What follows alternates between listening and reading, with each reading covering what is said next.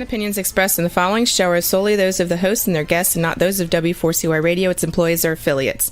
We make no recommendations or endorsements for radio show programs, services, or products mentioned on air or on our web. No liability, explicit or implied, shall be extended to W4CY Radio or its employees or affiliates. Any questions or comments should be directed to those show hosts. Thank you for choosing W4CY Radio.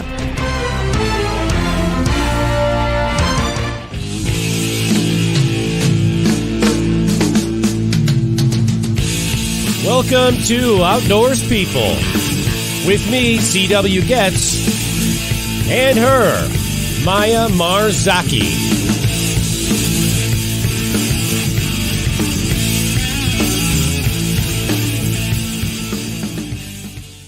Good evening. It's Wednesday, May 17th, 2023, and we have a beautiful 71 degree, actually just a little chilly though for me, but 71 degrees Fahrenheit, sunny day here in north central Illinois. That comes out to about 22 degrees Celsius. Maya, how do you, what does that compare to Sao Paulo? Let me try that. Sao Paulo, Brazil. That sounds great. Your summer is pretty much my winter with 19 degrees Celsius. And for UCW United States, it means 65 degrees Fahrenheit. Lovely and sunny day of winter. You know, it's funny. We beat you again. I love that. We beat Brazil. That's not, it's, although, you make up for it a lot in the wintertime. You're like, 80 degrees, 90, like, geez, really below zero. Yeah. It is good for a winter time, right? Well, you're going to be here in 9 days or something like that. Oh my gosh, right? yes. 11. Yeah, 9 days. About a week. Yeah, just a little over a week. And you're going to, it's the same temperature. So there's really going to be no climate shock or anything like that. It's going to be pretty much the same. So, yeah. Yes, that's good for me. I'm glad. And Juan has got 90 degrees and raining in South Florida. Look at 90. Oh, yeah. We don't have that. It's hot, man. Oh, it's hot and it's humid down there in Florida. It's humid.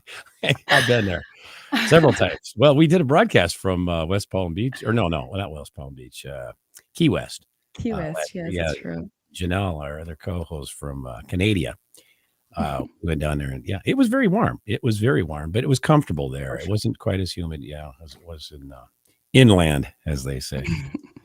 Well, tonight's episode of Outdoors People is brought to you by Rutabaga Paddle Sports, providing time on the water. By Campground Views, making camping easier. By Duluth Pack, made in the USA since 1882.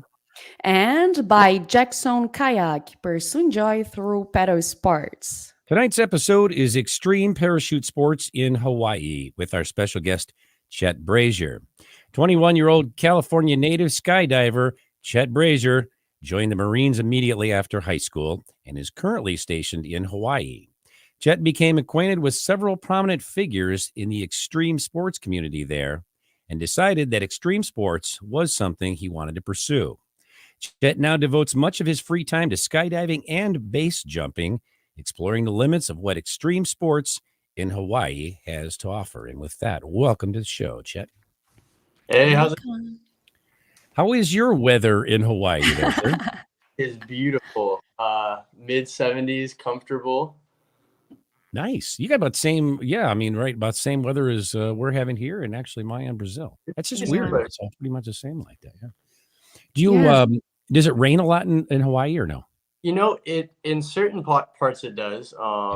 But it's funny because it'll rain for 2 minutes to 10 minutes, and then usually it's sunny skies after that. There's a lot of rainbows. Kind of the reason why we got rainbows on our license plates. And that's beautiful. Predictable weather. Do you get thunderstorms like that, like we do here in the Midwest, like lightning and all that business? It's very rare. I saw lightning maybe 2 or 3 weeks ago. There's a big lightning storm, and that was the first time in a year or two that I've seen thunder and lightning. I think we need to take the show to Hawaii and do a broadcast. And if we like it, we'll just move there. Yeah. Okay, it sounds like a plan. I mean, what's not to like about Hawaii?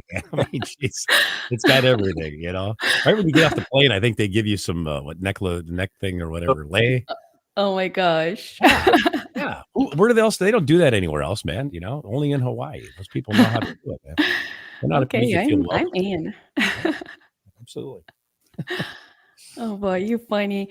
So, what does the term base jumping means, and what is different from skydiving? So base jumping. So base is an acronym. It stands for buildings, antennas, spans, and earth.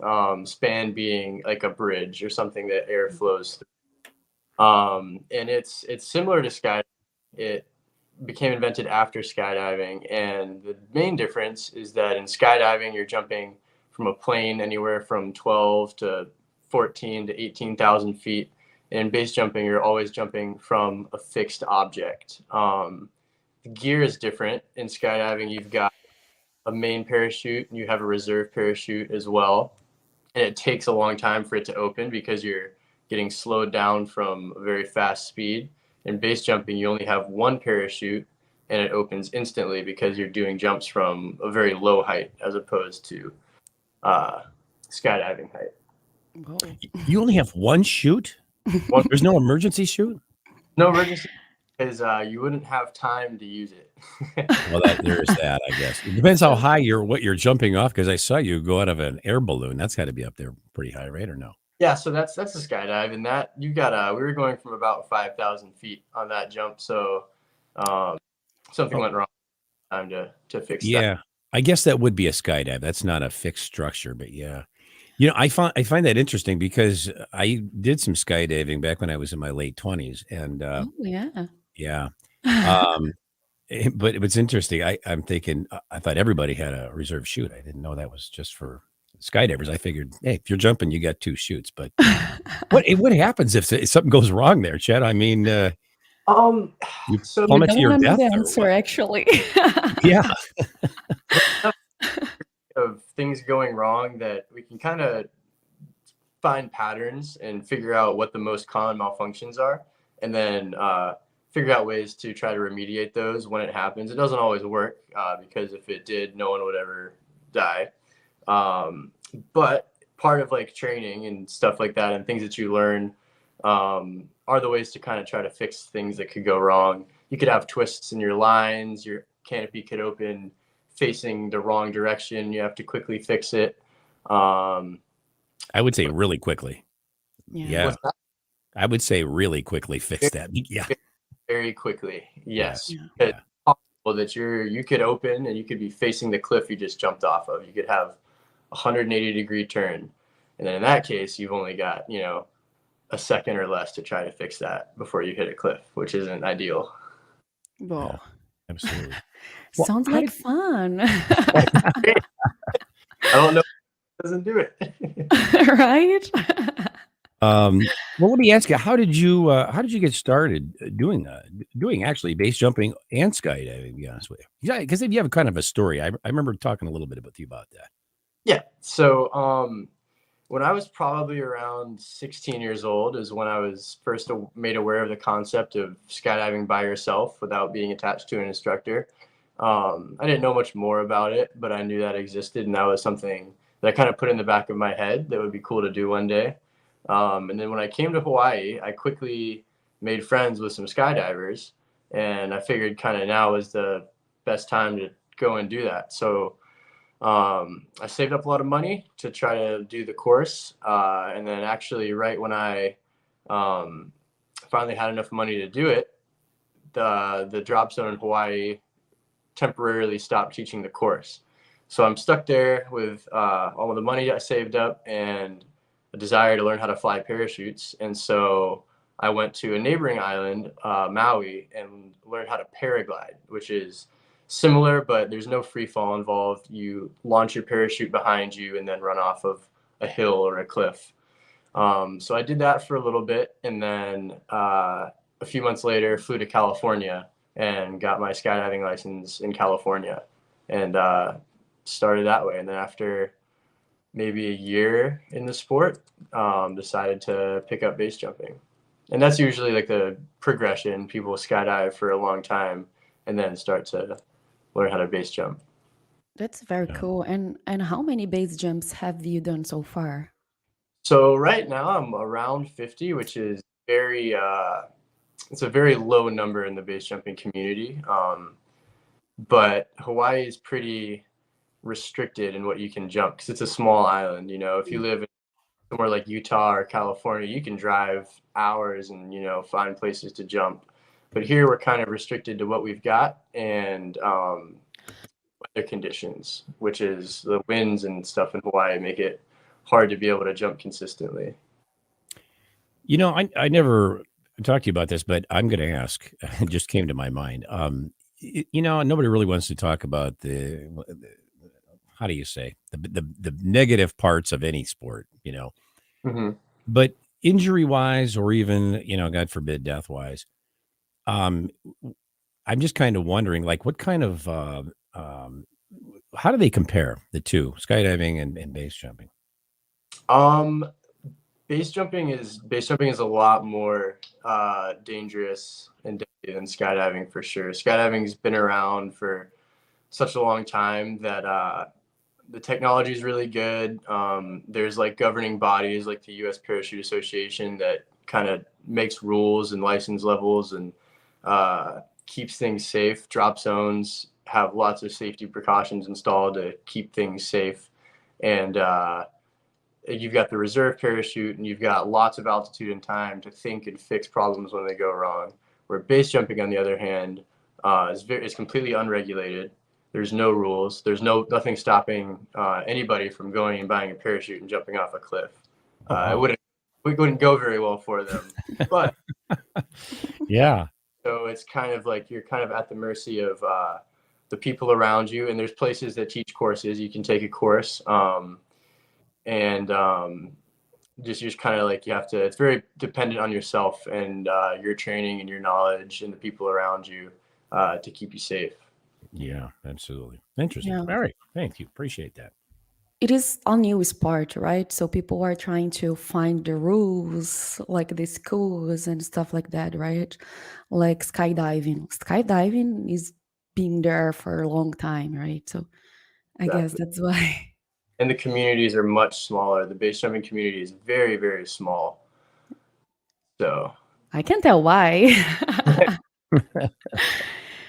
Well, don't go away. We'll be back with more of Outdoors People right after these messages.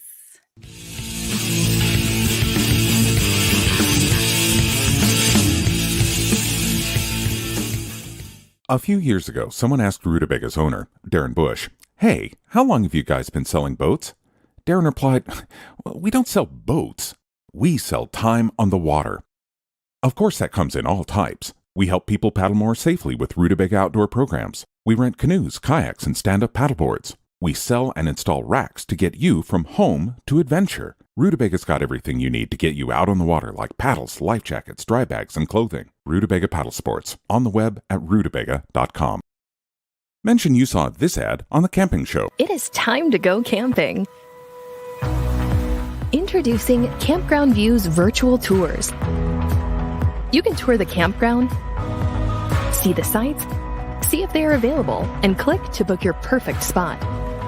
Hit the open road and explore the amazing places found in nature. We make it easy to discover, find, and book your site so that you can go have the fun and freedom you seek.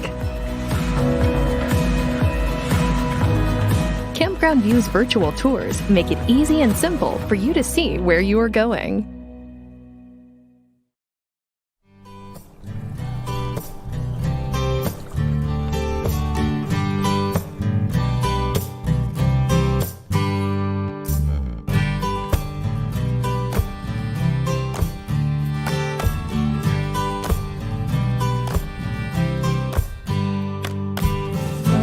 Duluth Pack is handcrafted for every lifestyle, making memories since 1882. In store at 365 Canal Park Drive or online at duluthpack.com.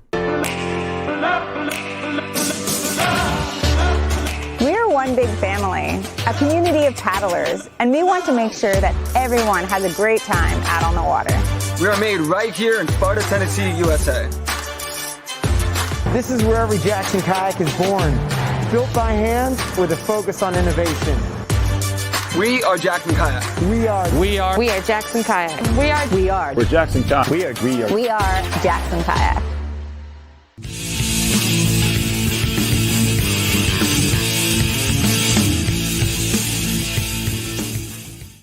And we're back with our guest, Chet Brazier, on Outdoors People. Hey, want to jump in here and say hello to our good friend Mustang774. Thanks for chiming in and saying hello. Chet, tell us the situation with fun jumpers there in Hawaii. Yeah, so normally when you have like a skydiving drop zone, you've got a mix of tandem passengers, which is just anybody that can go skydiving with an instructor. And there's usually a fun jumping community, licensed skydivers like myself, that we go and we jump with our own gear and equipment. And during COVID, when tourism was shut down in Hawaii, fun jumpers made up about 85% of the business of the drop zone here. And once tourism was able to come back and the restrictions were lifted, they were able to fill every load on the plane with only tandems, which are paying more money. And so they decided that they were no longer going to let fun jumpers jump. And so it's been about 2 years since we've been able to skydive through an organized drop zone in Hawaii, which has been very difficult. A lot of people are going, and like myself, taking trips to California for weeks at a time to be able to get jumps. We had a helicopter we were able to jump out of for a while, but it's been pretty restricted until actually earlier this month, a new company called Go Jump bought the drop zone here with bring back hopefully by next month or early July. Nice. So things to look up for the community here. Yeah. Yeah, that's great. And anytime you want to come to Brazil to skydiving, here is like all open and all good. Here is like very famous, like everyone does. That's crazy. Yeah. And which do you prefer, base jumping or skydiving? I prefer base jumping by far. It's a completely different game. I mean, skydiving is like going ice skating, and then base jumping is like playing NHL hockey.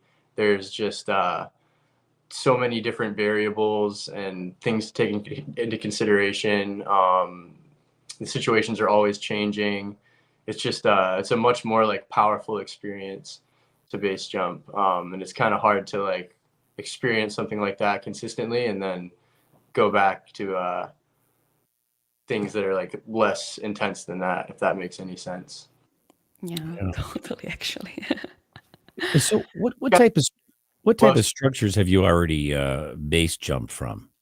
So the only thing I haven't jumped off of is a bridge. So I've jumped off of buildings, cliffs, and antennas. There's no bridges in Hawaii, or at least on the island that I live on, that are high enough to jump off of. So next month I'll be taking a base jumping trip and doing a lot of jumps from a bridge in Idaho. But yeah, everything but bridges so far.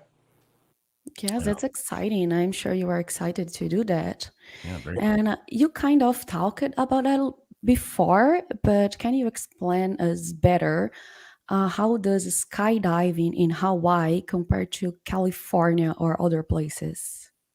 Yeah, absolutely. So there's the obvious of how beautiful Hawaii is. You're jumping our drop zones right on the ocean, right on the beach. So you're seeing the ocean in the plane while you're falling under canopy. During like the springtime, you can actually sit under your parachute and watch whales like in the water, which is pretty incredible. So the views are unreal. But then it's also very different because of the weather conditions here. Because it's an island in the middle of the ocean, there's trade winds, there's all kinds of crazy weather patterns that come through, that blow through the Pacific, that bring changing and difficult winds to Hawaii. So when you're jumping somewhere like in California, you have pretty consistent wind through all of the altitudes. Here, you can be at 6,000 feet and the wind's blowing this way. And then you're at 4,000 feet, the wind's blowing this way. And on the ground, it's blowing this way. And then you've got the ocean right here that you don't want to land in, and mountains on the other side. So it's a technically technical place to jump. It definitely makes you a good skydiver, having to contend with all those conditions. When I remember when I was jumping, and they always say, okay, here, the wind direction, we'd know what wind direction was coming, what direction the wind was coming from. But because you can't tell when you're coming down, and I forget what the speed was, like 120 or 125, and then 80 or 80 some miles an hour forward. Or maybe I got that backwards. I can't remember, but you can't tell what direction the wind's coming from when you're falling. So how do you manage that when you're in mid jump? Do you just see yourself drifting off course, or how do you manage that? So the people that fly the planes are awesome. So they know exactly how fast the wind is moving at the altitude that we jump from and the direction. And so they'll offset the plane accordingly. So they might drop you a mile in front and half a mile to the left of the drop zone. And through your falling, and you're drifting in the wind, you'll end up opening over the drop zone. So the pilots are very experienced. They're constantly checking the wind conditions and planning out their flight path to exactly where we need to be. And then once you're under canopy, once you're flying, you can control where you land. I mean, it's pretty simple from at that point. But yeah, it's very dependent on the pilots to get us where we need to be. I remember jumping. We had to jump into the wind, and one time I screwed that up. And I won't tell you why I screwed it, but I did. And I ended up, off course and not on the big red X that we were supposed to land on. But that was jumping into the wind. So when you're up there, you're kind of got to rotate. So how do you do? I'm just kind of confused to how that works. Do you mean like while you're flying the parachute? Yeah. Yeah. I mean, while you're coming down, you're always facing you're going into the direction of the wind is coming from. Yep. But so you like to land into the wind because the aerodynamics of the parachute, it's a wing. So right. Land into the wind, that's more lift, and you can slow yourself and land nice and soft. Whereas if you land downwind, you're getting pushed. You don't have any power to land softly. Right. But you can kind of like while you're flying, adjust however you need to get you to where you'll be able to land into the wind, if that makes sense. Because I mean, there's been days where it's been so windy that I'm flying straight in one direction and the wind is blowing me sideways. So even though I'm facing one way, I'm drifting to the side. So you just kind of have to be like very conscious of where the wind's coming from and how strong it is. And I mean, as you get more experience, it becomes a lot easier, a lot more natural feeling. But that's a huge thing that you have to take into consideration in Hawaii that isn't so much of an issue in other places where it's more mild conditions. Yeah. So where you got a situation like you do with the wind directions in Hawaii, you really have to pay attention then. What's going on, where you're heading and where you're supposed to be. Am I right then? Yes. Yeah. And we have people that land, it's called landing off, where you land outside of the drop zone. We have that happen all the time. People land in power lines, people land in fences, in farmers' fields, in the ocean, on the beach. It happens pretty frequently, and it's something that it was just pretty normal until jumping else. Well, I don't feel as bad knowing that, because after you just said that, because I was, what'd you call that? The off jump or whatever? Landing off. Yeah, I ended up about 50 feet from the hangar, which was a bad deal, and took out 3 rows of corn in the process. So, yeah, it was not good. But that's because I forgot which direction what they told us their direction to wind was. And by the time I realized it, it was too late. So that was a bad deal. Going back to the structures, the base jumping, you got a list of structures that you still want to base jump from? Like specifically, or yeah. Yeah, there's definitely a few. The kind of catch is that a lot of them are illegal. Like jumping off buildings is illegal. Jumping in national parks is illegal. So like Yosemite, for example, is kind of the base jumping mecca of the United States. It's actually where the first base jumps were performed back in the 70s. Wow. And since been made illegal. So Yosemite is a huge goal of mine to one day do. I can't confirm or deny whether or not I'm going there soon. But huge. There's some great buildings in cities like Los Angeles that would be really cool to do some jumps from. Any of the big cities like that have really cool buildings to jump. Here, none of the buildings are super tall, but out in like Los Angeles, they're great. So that'd be cool to do. Some of the national parks would be awesome. And then I always thought it would be cool to do a water jump, like from a glacier or like an ice formation where you're just jumping off of frozen water. Whoa. That would be pretty neat to do. I think I've seen somebody doing something like that, and then I forget. They land in the snow, of course, but I saw something to that effect. That maybe I forget. No, you know what? They were skiing, and they skied right off of a cliff, and then they had a parachute there. Yep.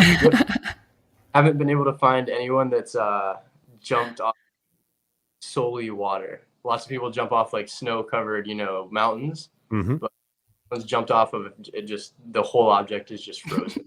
There's no ground. Yeah.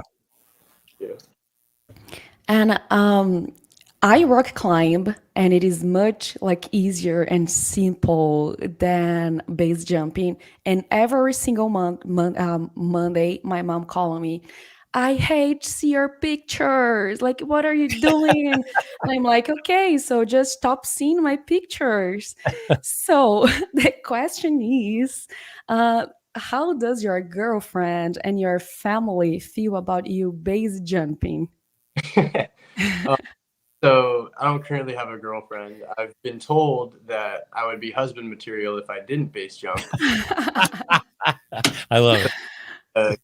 Hesitate a little bit. My family, though, is actually much more supportive than I thought they would be. When I first started, I would kind of hide my Instagram stories from my parents. And she would always just tell me, I'd rather, see it than know that you're okay. So they see it, and if I'm doing something, I normally don't tell them until after it's done because I don't want them worrying. But yeah, my mom actually handles it great. My father was a police officer for a long time, and then with me being in the military, she kind of understands, like the whole family understands, kind of like a somewhat dangerous lifestyle, and she's been used to that, for 30 years. So yeah, they I'm sure she doesn't love it, but she's not trying to actively discourage me from it, which is great. Yes, that's great. You have our family support.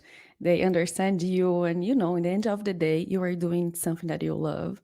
So there is anything that can do about that. Just support you, right? That's good.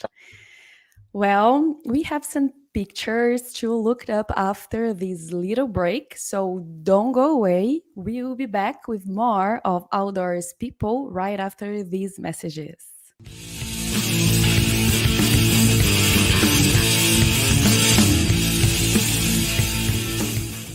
A few years ago, someone asked Rutabaga's owner, Darren Bush, "Hey, how long have you guys been selling boats?" Darren replied, "We don't sell boats. We sell time on the water."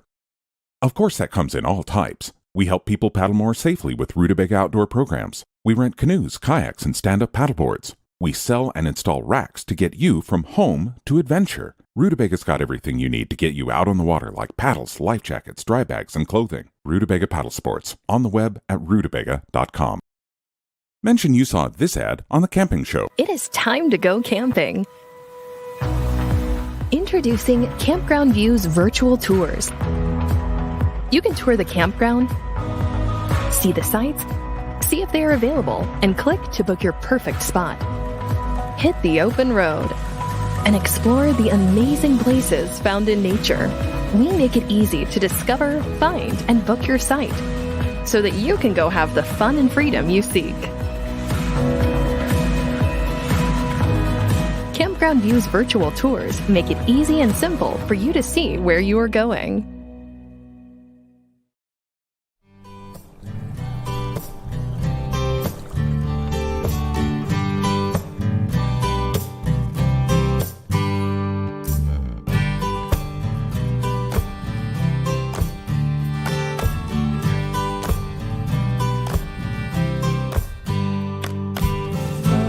Duluth Pack is handcrafted for every lifestyle, making memories since 1882.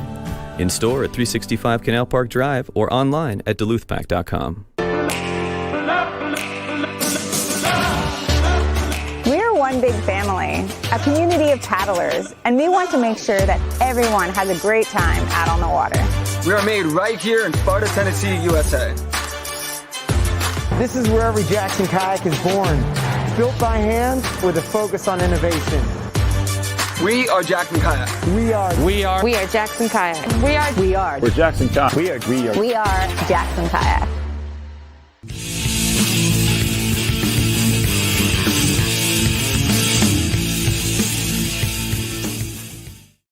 And we're back with Chet Brazier on Outdoors People. Juan, we've got some photos that Chet sent us. Can we have you put those up, and we'll have him tell us a little bit about each one of those? Ooh, There my we go. How cool is that? favorite. Yeah, that's a.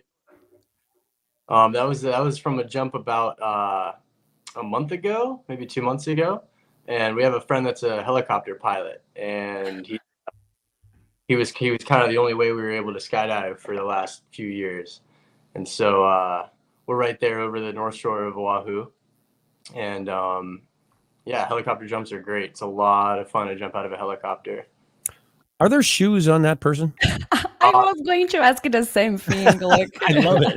That would be the way I would like to jump. Because when you're landing on a beach, you don't really have to wear shoes. So most of my recent jumps out here, I've been going without shoes. I love that. I absolutely love that. Yeah. Such a beautiful picture. We're going to Hawaii, Maya. I hope you know that, man. This is just Fun that's. out. You know what? If we go there, Chet, we're going to look you up. Oh my Yeah. gosh. We're going to take some jumps with you, man. Since I would you're, love that'd be awesome. yeah, I I can am see that. already scared actually, but I'm looking forward for sure. See that happening, man. Big time. All right, I'm sorry, Chet. Here you go. Yeah, so this is so I'm packing my base parachute right here, right before a jump. And packing is a very, very important thing. There's a lot of attention to detail. You have to do it exactly right because that's what, makes sure that it opens and that it opens correctly. And packing a skydiving parachute's pretty easy. You can do it in like 10 minutes and you don't have to be very careful with it because they'll kind of open regardless. With a base parachute, you've got to be very careful and it takes like 30 to 40 minutes to pack it correctly. Wow, that's a lot. You know what? When I was skydiving, we didn't get to the point where we were packing our own chutes, but I'm just trying to imagine 40 minutes to pack a base jump chute. Yep, some people do it more quickly. I kind of take my time, and my friends kind of take their time as well, because it's just there's so many variables in base jumping that you can't control. So there's no point in cutting corners on the things that you can control. Yeah. Like might as well make sure that it's as close to perfect as possible. Yeah. Well, it could mean your life, right? Yeah, absolutely. That's exactly right. Wow. Yeah, that's a great point. Yeah, Great you know what? point. I'd take all the time I needed, maybe a couple hours. I just, you never know. It might be your last pack, man. I mean, you spend 40 minutes on it and you get to the top of the cliff and then you start wondering, did I do this? Did I do that? Oh my gosh. I can totally I can imagine. that. I can picture that. And how long takes a jump? Like a minute, 5 minutes? How long it takes? If it's a short jump, kind of like we have here in Hawaii, there's not much of anything over about 150 to 200 feet. And so that's you're jumping and you're open and you're under your canopy in about a second. And then depending on the landing area, you can fly from anywhere from 20 to 30 seconds to a couple minutes. My friend actually, we went and did a jump a few days ago and the wind was so strong and the way that it moves up the face of the mountain, there's lots of updraft. So he was actually able to get way above the mountain and fly for, I think, 25 minutes. Whoa. Usually that'd be like a 2-minute flight. Whoa. That's so cool. Lots of fun doing that. Yeah. Yeah. Copter jump. I think it was actually from that. Okay. Yeah. It was about a week after that first picture. But you can kind of see on the beach below me there where we land. And you can kind of see how I was talking about earlier, how it's just such a beautiful place to jump with the ocean right there and the beach. Yeah. Yeah. That's beautiful. Absolutely. Blue sky. Oh my gosh. Yeah. Yes, we are going there, CW. I can see this happening already, man. I think right after we get done with this episode, we're going to get on the phone to the travel agent. Do it up, man. Do it up. So let's see what's this. Okay, so I'm on the exit point here, getting ready to jump and doing some gear checks. There's lots of like kind of safety checkpoints along the way that people do. So like whenever I put my stuff into my bag, when I start, I check it. When I take it out, I check it like I'm doing here, make sure everything's the way it's supposed to be. And then right before I jump, I'll have a friend check it as well. Just get lots of like lines of checks and safety before a jump. Yeah, makes sense, right? Like, always, you guys double check everything to make sure it is right. Say that again. I'm sorry. You guys always double check everything. Like you check your friends' stuff and your friends check your stuff and see if everything is okay. Yep. Yeah. Double, triple, all kinds. This is where it's the old saying, an ounce of prevention is worth a pound of cure. Am I right? Oh, that's a good one. Yeah. Oh, yeah, exactly. Absolutely. I mean, I can see where, you screw up something the right thing, man, and that's not going to end well, It's easy to make a simple mistake. And, people that have thousands of jumps make like really easy mistakes. Like they forget to they could forget to do anything and then their friends catch it. That happens all the time where people's lives get saved by their friends because maybe they didn't have enough sleep the night before or, were in a rush and just didn't do something right. And, if their friends hadn't caught it, that would have cost them their life. Drinking a little Jack Daniels while you're packing your chute, man, or something like that would be a bad deal, wouldn't it? Oh my gosh, you're too funny. That would be something I would probably do. But I feel like as much time you have like doing something, you feel better and more comfortable. So you can make more mistakes because you are feeling so comfortable. So it's good, these double checks always, right? That's a very fine line between experience and being comfortable and confident and complacency. And the complacency is what gets people killed and what makes them make those mistakes. And once you get lots of jumps and you're very comfortable and confident, it's even easier to get more complacent. It's kind of better to be scared because you're that much more alert and careful, That makes perfect sense. And I mean, absolutely. I can see that too. You can get, I'm an old pro at this. And then there's your the fatal mistake, right? Exactly. Yep. Yeah. Yeah, we see that all the time in rock climbing as well. Wow. Yeah. Yeah, absolutely. I mean, I'm sure you've seen lots of people just start to climb before they're tied in, the same kind. Totally.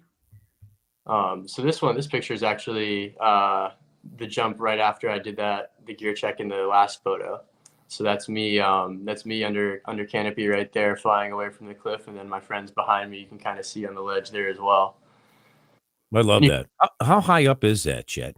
So that one is, I think, a little bit under 150 feet. It might be around 130 feet. That's so low. I mean, that is really not much. And bam, you better open that chute. Better open now, right? Yep. Yeah. No margin for error there at all. And then you've got terrain on your left and right that if your canopy opens a little bit to the side and you're flying to the left, you're at about 90 feet to impact. We actually had a guy visit the island and do that jump maybe a year ago. And that happened to him and he kind of crash landed there on the top and had to get airlifted out because there's no way to climb up or down. Oh, wow. So, holy smokes. Really got to be on. Yeah. I like this one. This is the one I was thinking. I know. How cool is that, right? Now, which one are you up there, Chet? I'm the one at the very top with my helmet in my hands. Oh my gosh, such a beautiful place. That's crazy. It is gorgeous, and I can tell that's him now that I look at it. I should have looked a little harder. How high up is that, Jet? That jump is about, so it's about 90 something feet to impact from like a rock up. So like if you were to drop a rock over the side, it would be about 90 feet. But if you get a good strong push off the cliff, it goes to about 130 feet, because you can kind of clear that ledge in the terrain. So that's really what you're looking for, is some kind of an updraft sort of thing that you Yeah. can pick up some wind and sail a little bit, right? Yeah, depending on the jump, for sure. Like on that previous one, you kind of want to do it with a little bit of a headwind, and then some of the jumps don't want to have any wind at all. And how do you know how high it is? Like, do you have, I don't know, maps or equipment to let you know that you are able to jump there? It You is use your tall enough? altimeter, like the altimeter things that work up Yeah. there. So We used to have those on our wrist. We wear the altimeter. Yep. Yeah. So unfortunately, you're not really high enough for an altimeter to accurately read, but we've got lasers, like just like a laser rangefinder, and we'll stand on the edge and point the laser at different points. So the immediate impact point right below you, and then terrain as you go out. So maybe 10 feet past that, you'll laser a different point, then a different point, and then the laser does all the trigonometry to kind of give you like a terrain graph of exactly like what your different impact points are. So it'll tell you exactly how far it is right below you, and then 10 feet out, 20 feet out, 30 feet out, it'll tell you what those distances are as well. Yeah. And then you can kind of get an idea, because you know that like if I jump it this way, I'll open after 60 feet and I'll be able to clear it, or I'll be able to clear it, but then after flying, I won't be able to clear this rock so that we can't jump off of this, that kind of stuff. It's a lot of progress or a lot of a process that goes into doing these jumps for the first time. Chet, there's a lot that's going on there, man. I mean, I don't think, and I'm really glad we did this episode, because I don't, honestly, I've skydived before, but I mean, I was no pro, of course, but I did free fall, but this is a whole different animal. Sort of along the same lines, but it's still a whole different set of rules that apply here to this base jumping thing. Am I right? Yeah, it is a totally different animal. And because it's not regulated, people are just kind of like figuring it out as they go. You learn from the mistakes of the generation before you, that learn from the mistakes of the generation before them. So knowledge gets passed down, and it's starting to get to the point where it's pretty safe, but people are still figuring stuff out all the time. And so, yeah, really got to be like, there's just so much that goes into it, so many variables that you've really got to be on top of your game. Well, let me ask you this: regulation, or I should say regulated or unregulated, what would be your preference, and why? Well, they've tried to regulate base jumping before, and it didn't really work. Like in Yosemite back in the 70s and 80s, you could get jump there, and those only lasted a few months, because kind of the nature of people that base jump isn't exactly rule abiding, and so they would push the limits. You could only go one person at a time, and so they were like, what if we jumped 5 at a time? That would be fun. And so those didn't really work for very long. I don't think it would work any better nowadays. It might make it safer, but it would probably also discourage a lot of people from jumping, because if you get regulations, then you're regulating a sport where some of the things like jumping off buildings are illegal. And it's kind of, how do you regulate that? Yeah.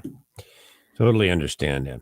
Well, Chet, let me ask you a question. What is the question that you get asked most often?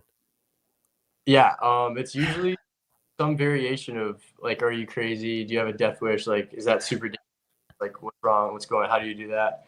And kind of the answer that's hard to explain is a little bit of what I was explaining just a second ago, where people don't see the process and all the safety that goes into doing just one jump. It's not like we're just a bunch of reckless adrenaline junkies that don't care about anything and just want to see if I can jump off this cliff. There's a lot of safety, a lot of precautions, a lot of attention to detail that we'll do to make sure everything's as safe as possible. And a lot of people don't see that, and it's kind of hard to explain to somebody. But that was my mindset for the longest time before I knew much about it, was that it was just crazy and reckless. And, you know, it wasn't until I started getting involved in the community that I saw how safe people make it. Yeah, I'm just thinking about this. For the short time that you're actually in the air, and all the work that goes in and checks and safety precautions that go into that, it must be one hell of a feeling, one hell of a good time. It's Make it worth that. Am I right? It's so rewarding. Absolutely. I mean, it's rewarding on every jump, because it's, you know, every jump is the culmination of years and years of training and thousands of dollars and attention to detail and everything, you know, on every jump. As soon as that parachute opens and it's good, you're just okay. And it's great. It never gets old. What I found, sorry, go ahead. Go ahead, Maya. Now, what I found like fascinating is that you push your brain as much you push your body. So you are always working to make like the best jump. So that's very cool and impressive. Thank you. Yeah, there's a lot that goes into it, and it is as much of a mental game as it is, you know, a physical game or a skill game, for sure. Well, Chet, you're going to have one hell of a cool bunch of stories to tell your kids one day. I can't. This is what I did when I was in my 20s, man. You know, I think that's great. Hopefully, I'll still be doing it by then. Yeah, me too. I hope you are too. And where can people go to follow you on social media? Absolutely. So I'm most active on Instagram. I'm really only active on Instagram. And my Instagram is just my name, just Chet Brazier, ChetBrazier. And that's where I'll post all of my jumps, all my progression. Well, Chet, we want to thank you for being our guest here on Outdoors People this evening. It was absolutely a pleasure having you here and talking about base jumping and, of course, skydiving too. Oh, sorry. Oh, no, yeah, go ahead. I'm so sorry. No, I am sorry. So I was just going to thank you for being here and share with us all this knowledge, and I think you have done. That's very nice.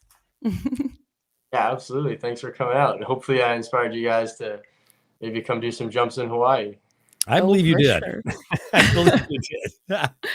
We'll be in touch. We are going to book right now. I'm ready. It's got me all psyched up, man. You know.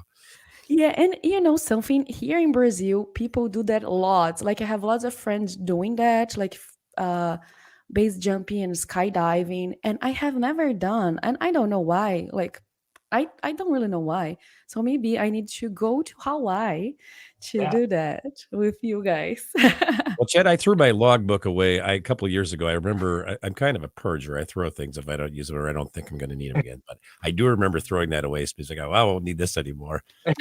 So, yeah, but start from scratch. Yeah. What's that again? Sorry? Do you remember how to pull? Well, I remember several things. I remember the hard arch, and and doing this, and then coming down, you pull your Yeah, you'll be fine. There you go. That's well, I might need a refresher course. That's about all I remember.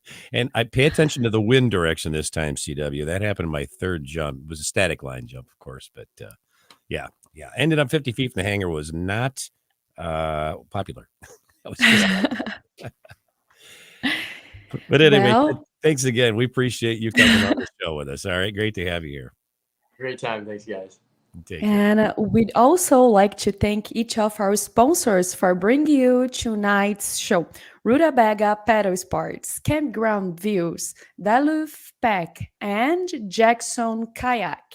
Be sure to tune in for next week's episode, The Launch, with our special guest, Ellen Falterman. Until then, for Maya Marzaki, this is CW Getz saying thanks for tuning in to Outdoors People. See you next week. Ciao.